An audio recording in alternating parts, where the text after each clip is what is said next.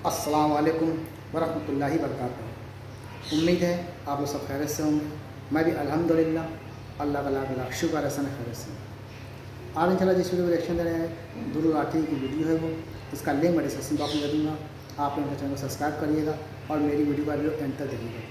वैसे ये वीडियो मुझे और पहले बनानी चाहिए थी लेकिन थोड़ा देर हो गई, और जैसे कि इलेक्शन ख़त्म हो चुका हम सब जानते हैं, अभी कंफर्म नहीं हुआ है कि सरकार किसकी बनेगी। तो ध्रुव राठी का एक बहुत बेहतरीन मैसेज है पूरी अपने इंडिया के लिए, पूरे भारत के लिए, और जो लोग यहाँ रहते हैं उनके, जो बाहर रहते हैं इंडिया से उनके लिए बहुत बेहतरीन मैसेज है। क्या है वो मैसेज, आइए हम लोग जानने की कोशिश करेंगे इस वीडियो के ज़रिए से।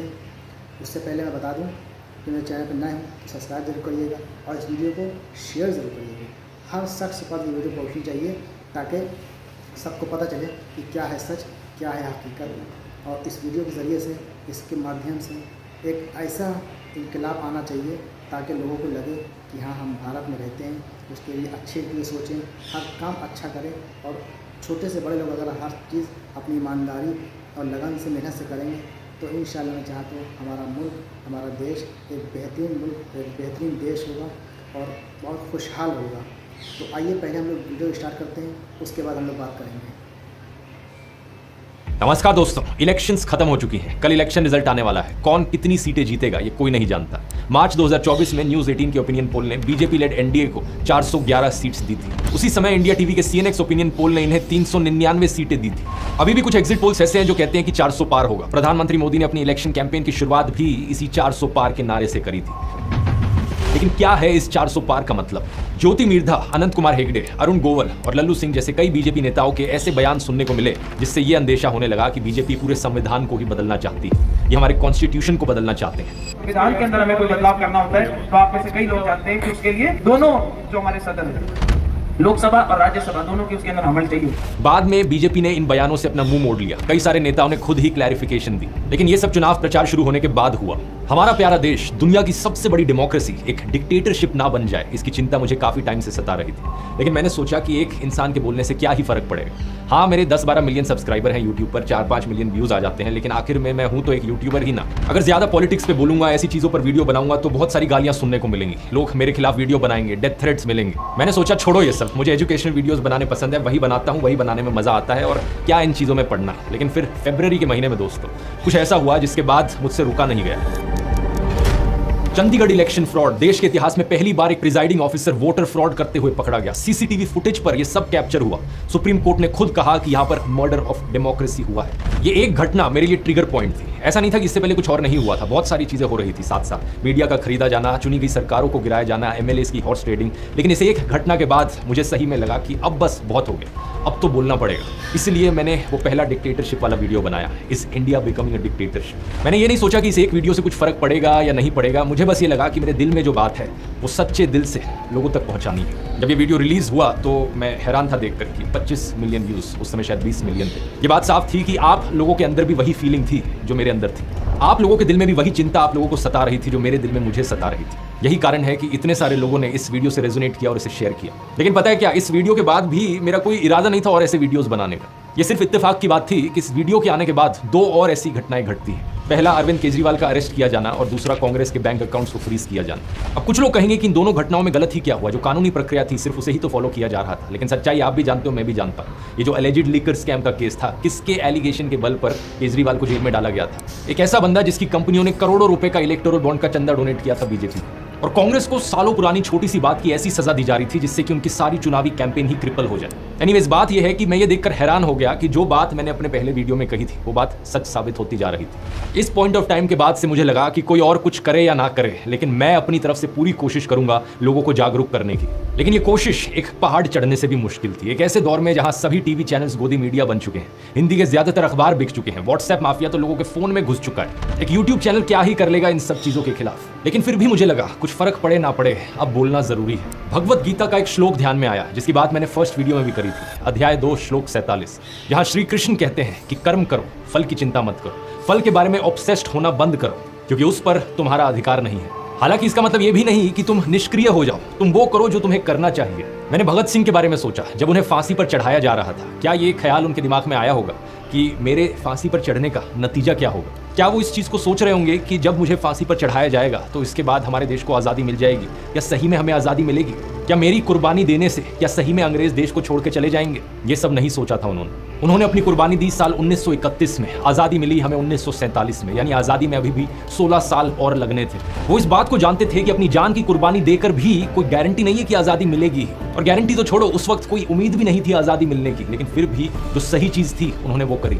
उनका फोकस बस सही कर्म करने पर था, अपना धर्म निभाने पर था। उन्होंने भी कभी फल की नहीं सोची। इस फोटो को देखिए, मैंने इस बंदे के बारे में सोचा जब सारी भीड़ वहां पर हिटलर वाला नाज़ी सल्यूट कर रही थी। ये बंदा जिसका नाम था ऑगस्ट लांडमैसर, ये हाथ मोड़कर खड़ा था, सल्यूट करने को राजी नहीं। जूम करके जरा इसका एक्सप्रेशन देखो चेहरे पर, कितने कॉन्फिडेंस के साथ रेजिस्ट कर रहा है, इवन दो ये इकलौता था वहां पर जो सल्यूट नहीं कर रहा था। क्या इसने ये करने से पहले सोचा होगा कि अगर मैं पूरी भीड़ में इकलौता बंदा हुआ जिसने ये वाला सल्यूट नहीं किया तो मेरे साथ क्या होगा, इसका नतीजा क्या होगा, मेरे एक अकेले इंसान के से ये सल्यूट ना करने से क्या हो जाएगा? हिटलर की तानाशाही खत्म हो जाएगी क्या अकेले बंदे से? ना, इसने भी फल की नहीं सोची। इसने बस सोचा कि जो सही है मुझे वो करना है। इन्हीं चीजों से प्रेरणा लेते हुए मुझे लगा कि मुझे भी जो सही चीज है वो करनी चाहिए। देश के लोकतंत्र के लिए और देश के संविधान के लिए आवाज उठाना, ये सही चीज है। एक ऐसे देश के लिए आवाज उठाना जिसके लिए पता नहीं कितने लाखों लोगों ने अपनी कुर्बानी दी। भगत सिंह, सुभाष चंद्र बोस, महात्मा गांधी, सरदार पटेल, पंडित जवाहरलाल नेहरू, क्या सोचेंगे हमारे फ्रीडम फाइटर्स देश की आज ये हालत देखकर? इसलिए मुझे लगा कि बोलना जरूरी है।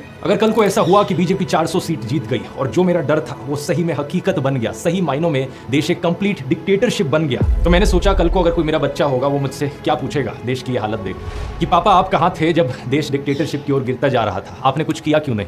और मैं क्या कहूँगा कि मैं अपनी जॉब में बिजी था, मुझे इन सब चीज़ों की नहीं पड़ी थी, मैं बस अपने करियर पर फोकस कर रहा था, पैसे कमाने पर फोकस कर रहा था। लेकिन नहीं, अब मैं कह सकता हूँ कि बेटा मैंने तो अपनी तरफ से पूरी जी जान लगा दी थी, मैं आखिरी दम तक लड़ा था। शायद मेरी कोशिश नाकाम रही लेकिन मैं आखिर तक खड़ा रहा देश के लोकतंत्र की आवाज उठाने के लिए। और पता है क्या, मैं अकेला नहीं था, मेरे साथ इसी कोशिश में देश के करोड़ों लोग और खड़े थे। पिछले 1-2 महीने में रिलीज किए गए वीडियोस इतिहास के पन्नों में हमेशा एक सबूत बनकर रहेंगे। 21 million YouTube subscribers, almost 70 million unique viewers पिछले 90 दिन में सिर्फ यूट्यूब पर। इसके मायने समझ रहे हो? ऑलमोस्ट 7% एलिजिबल वोटर्स को हमने सिर्फ इस एक यूट्यूब चैनल के जरिए ही रीच आउट कर लिया। आप ऐसे कई लोग सोचोगे हमारे इस मिशन 100 करोड़ का क्या रिजल्ट रहा। अब एक्चुअली में नाप तोल कर ये बताना बहुत मुश्किल है कि कितने लोगों तक हम रीच आउट करें। ये जो स्टैटिस्टिक है ये सिर्फ यूट्यूब की है। इसके अलावा ट्विटर, इंस्टाग्राम, फेसबुक, व्हाट्सएप, आप लोगों ने इतनी बार इन वीडियोस को शेयर किया, मेरा अंदाजा है कि कम से कम हम करीबन 20 से 25% वोटर्स तक तो जरूर पहुंचे होंगे। और इस सब का क्रेडिट जाता है आप लोगों को। और इससे पहले कि यहाँ कोई नया फर्जी क्लेम उठाए कि ये सारे तो बॉट्स हैं या पाकिस्तानी लोग हैं जो चैनल को सब्सक्राइब कर रहे हैं, देख रहे हैं, मैं आपको अपनी ऑडियंस की स्टैटिस्टिक्स भी दिखाना चाहूंगा। 80% से ज्यादा व्यूअर्स इंडिया से है। ये बात सच है कि कुछ परसेंटेज व्यूअरशिप पाकिस्तान, नेपाल, बांग्लादेश जैसी नेबरिंग कंट्री से भी है, लेकिन 90% से ज्यादा लोग जो इन वीडियोस को देख रहे थे वो इंडियंस थे, या तो इंडिया में रहने वाले या इंडिया के बाहर रहने वाले। और मैं इतना बेवकूफ नहीं हूं कि पैसे बर्बाद करूंगा बॉट्स खरीदने में या फिर पेड कमेंट्स खरीदने में। तो जितने भी कमेंट्स आपने वीडियोस पर देखे, जितने भी लाइक्स, जितने भी व्यूज आप वीडियोस पर देख रहे हो, ये सब के सब 100% असली लोग हैं।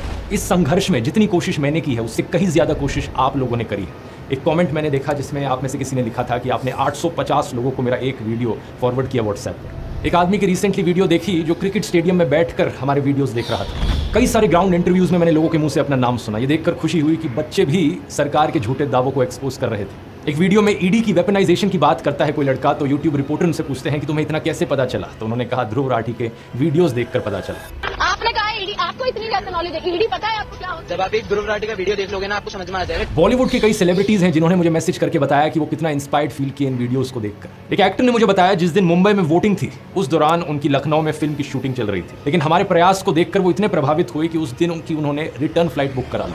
कई फॉरेन में रहने वाले लोगों ने मुझे यही चीज लिखकर बताई कि सिर्फ मेरे वीडियोस को देखकर वो इतना मोटिवेट हुए वोट करने को कि वो फ्लाइट पकड़कर आ गए सिर्फ वोटिंग के लिए। दूसरी तरफ किसी ने बताया कि उनके एक दोस्त ने दफ्तर से छुट्टी ले ली और प्रोजेक्टर लेकर हरियाणा और राजस्थान में चले गए। गांव-गांव में लोगों को ये वीडियो दिखाने लगे प्रोजेक्टर के जरिए। राजस्थान, वेस्ट बंगाल, महाराष्ट्र जैसी कई स्टेट्स में ऐसे नजारे देखने को मिले जहां पर इन वीडियोस को पब्लिक में प्ले किया गया। भारत और दुनिया भर के कई अखबारों में हमारे इस संघर्ष की चर्चा छपी। France 24, The Economist, Al Jazeera, Time magazine, The Telegraph, The Print, Economic Times. दुनिया में अगर डंका किसी का बज रहा था तो वो हमारा बज रहा था दोस्तों। ये सब देखकर इनका गोदी मीडिया, इनके गोदी यूट्यूबर्स और आईटी सेल, पूरा गोदी सिस्टम बुरी तरीके से बौखला गया। जो हमले मेरे ऊपर इन्होंने किए, जो बदनामी करने की कोशिश करी इन्होंने मेरी, वो भी नेक्स्ट लेवल की थी। किसी ने मुझे कुत्ता कहा, किसी ने कॉकरोच कहा, तो किसी ने बुली कहा, किसी ने एंटी नेशनल कहा, किसी ने कहा चाइनीज फंडेड है, तो किसी ने कहा ये तो पाकिस्तानी है। जाने कितने झूठे इल्जाम लगाए गए और कितने ही वीडियोस इन लोगों ने मेरे ऊपर बनाए। जब मैंने वीडियोस बनाने अपने शुरू किए थे, मैंने एक्सपेक्ट तो किया था कि बैकलैश आएगा, लेकिन इतने ऑर्गेनाइज्ड तरीके से ये लोग मेरे ऊपर अटैक करेंगे ये एक्सपेक्ट नहीं किया था। तेलंगाना का एक वीडियो सामने आया जहां बीजेपी के कुछ मेंबर्स प्लानिंग कर रहे थे कि मुझे कैसे रोका जाए। तो उनमें से एक कहते हैं कि ये ध्रुव राठी हमेशा फैक्चुअली करेक्ट होता है, कॉन्स्टिट्यूशनली हमेशा करेक्ट होता है, इसके वीडियोस किसी भी यूट्यूब रूल्स को नहीं तोड़ते, तो कैसे काउंटर करा जाए इसे। ఇప్పుడు యూట్యూబ్ లో ధ్రువరాటి అనే వారు ఇష్టం వచ్చినట్టు వాడుతున్నారు. వారు చరిత్ర ఇంకా మార్చేస్తున్నారు. చాలా మంది బ్లాక్ వ్యూస్ వస్తున్నాయి. దాని గురించి మీరు వారు యూట్యూబ్ కి కంప్లైంట్స్ ఉంటారు. వారు యూట్యూబ్ రెగ్యులేషన్స్ కి కరెక్ట్ ఉంటారు. అన్లెస్ అంటిల్ వాళ్ళ చేర్చారు చేస్తే మనం గెలవచ్చు. వారు మాట్లాడి కూడా రాజ్యాంగ బద్ధంగా మాట్లాడరు. वाह क्या बात कही है। देखो देखो दोस्तों, इससे पता चलता है कि कैसे आपके हेटर्स भी सीक्रेट एडमायरर्स हो सकते हैं। अगर मैंने कभी कुछ गलत किया ही नहीं तो कैसे मुझे काउंटर किया जाए। ये कहते हैं कि प्लान है इसके खिलाफ झूठी खबरें फैलाओ, झूठी खबरें फैलाओ कि जैसे ध्रुव राठी ने झूठ बोला हो कि प्रधानमंत्री मोदी सनी लियोनी को मंत्री बनाने वाले हैं। అంటే సన్నీ లియోని నెక్స్ట్ నరేంద్ర మోడీ కేబినెట్ లో మహిళా శిశు సంక్షేమ శాఖ మంత్రిగా చేస్తున్నారని ధ్రువరాటి చెప్పిండు. वाह क्या प्लान बनाया है, यानी कि फेक न्यूज फैलाओ कि ध्रुव राठी ने फेक न्यूज फैलाई है। दोस्तों मैं अक्सर बात करता हूं अपने वीडियोस में आर्टिफिशियल इंटेलिजेंस और चैट जीपीटी की। इन लोगों ने वहां भी कसर नहीं छोड़ी, डीप फेक का इस्तेमाल किया मेरे खिलाफ एक झूठी खबर फैलाने के लिए। किसी ने ये झूठी ऑडियो क्लिप डाली जिसमें मेरी आवाज को इमिटेट करने की कोशिश करी गई है।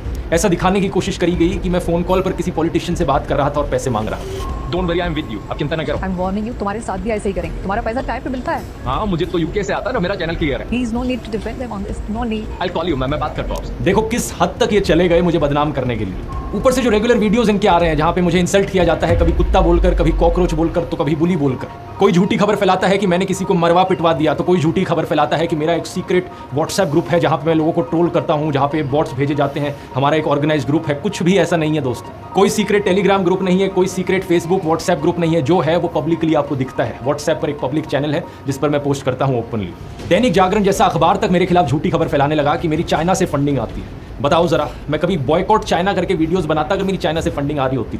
ये वही अखबार है जिसको मैंने पहले भी अपने एक वीडियो में एक्सपोज किया है। इतनी झूठी खबरें छापते हैं ये। एक बार ऐसे ही इन्होंने इंडियन आर्मी के बारे में भी फेक न्यूज फैलाई थी। खुद हमारी आर्मी ने उस फेक न्यूज को डिबंक किया था। ऐसे ही इस अखबार ने किसानों के बारे में फेक न्यूज फैलाई थी कि किसानों की रैली में पाकिस्तान जिंदाबाद के नारे लगे। इस खबर को छापते वक्त इन्होंने अपने पैरा में ये भी लिख रखा था कि हालांकि इस खबर की पुष्टि नहीं हो पाई है। इसका क्या तुक बना, मतलब फिर खबर छापते ही क्यों हो जब इसकी पुष्टि नहीं हो पाई है। तो ऐसे तो मैं भी कह दूं कि दैनिक जागरण का जो मालिक है वो एक आतंकवादी है, हालांकि इस खबर की पुष्टि नहीं हो पाई है। नहीं, मेरे बारे में भी तुम लोगों ने यही लिखा है ना, चीन से फंडिंग की आशंका। मैं भी कह देता हूं जागरण अखबार की पाकिस्तानी आतंकवादी से फंडिंग की आशंका, हालांकि इस खबर की पुष्टि नहीं हो पाई है। ऐसी हरकत इनके गोदी यूट्यूबर्स भी करते हैं। कुछ भी बेबुनियाद आरोप ये मेरे ऊपर लगा देंगे, कहीं से कहीं कोई कनेक्शन जोड़ देंगे और फिर सारी जिम्मेदारी मेरे सर पर आ जाती है। भाई इन्होंने तो ये आरोप लगाया है, अब मेरा डिफेंस क्या है। मतलब मैं यही काम रह गया मेरे पास, दिन भर बैठ के इनकी फेक न्यूज को ही बस्ट करते रहो। इधर ये झूठी खबर, उधर वो झूठा आरोप। मतलब हर हफ्ते मैं इनके झूठे आरोपों का ही जवाब देता रहूं। मशहूर लेखक शहादत हसन मंटो की एक लाइन याद आती है, कोठे की एक तवायफ और एक बिका हुआ पत्रकार एक ही श्रेणी में आते हैं, लेकिन इनमें से तवायफ की इज्जत ज्यादा होती है।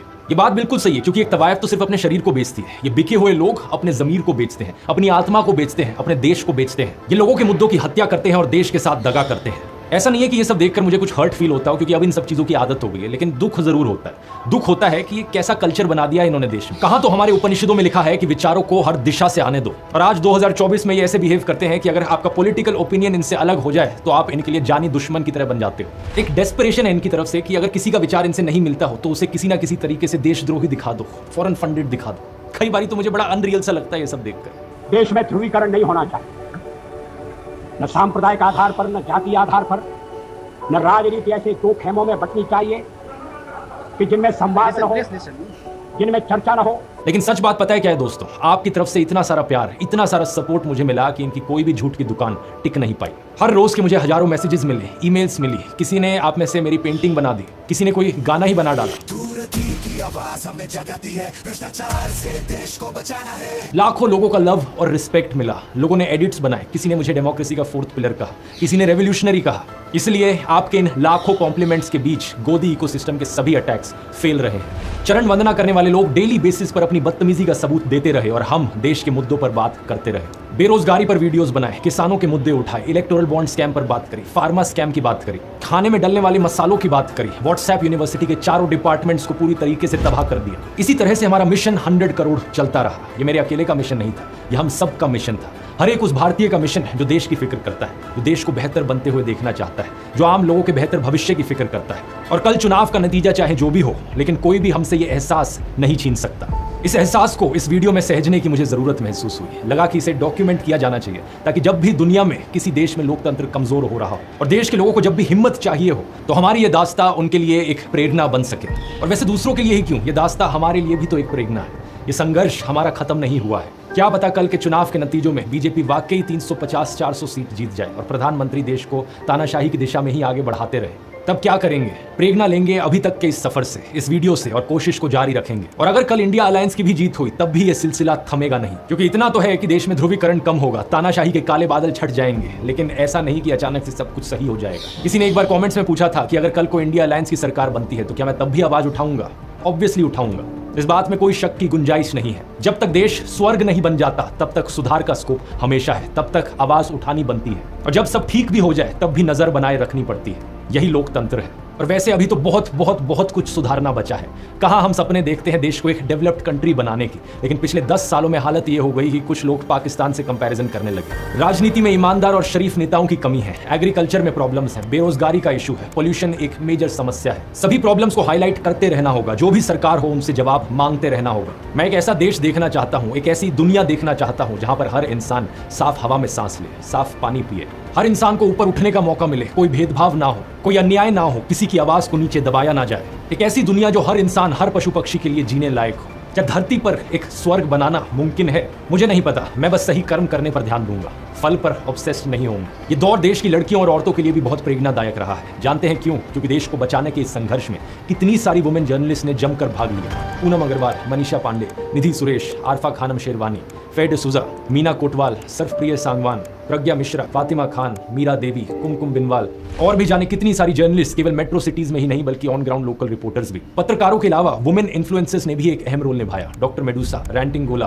कबीरान, गरिमा, नेहा सिंह राठौड़, किसी ने जोशीले अंदाज में अपनी बात रखी तो किसी ने सैटायर में, तो किसी ने गाकर। जो on ground public reaction videos होते हैं उनमें कितनी ही औरतें बड़े कॉन्फिडेंस से बोलती हुई दिखाई दी। पापा में नौकरी क्यों नहीं देते? अपने मंगलसूत्र की रक्षा कर सकते हैं, मोदी जी के इंटरफेरेंस की कोई जरूरत नहीं है। जानते हैं इसका इम्प्लीकेशन क्या है? जब कोई महिला इस तरह से देश की जिम्मेदारी अपने सर पर उठा लेती है, उसके पर्सनल राइट्स ऑटोमेटिकली उसे मिल जाते हैं। वो किसी से फ्रीडम मांगती नहीं है, बल्कि संविधान द्वारा दी गई फ्रीडम को खुद से रिक्लेम कर लेती है। जय भीम फिल्म का ये जो आखिरी सीन है, इसी तरीके से देश की हर एक लड़की और औरत को अखबार उठा लेना चाहिए।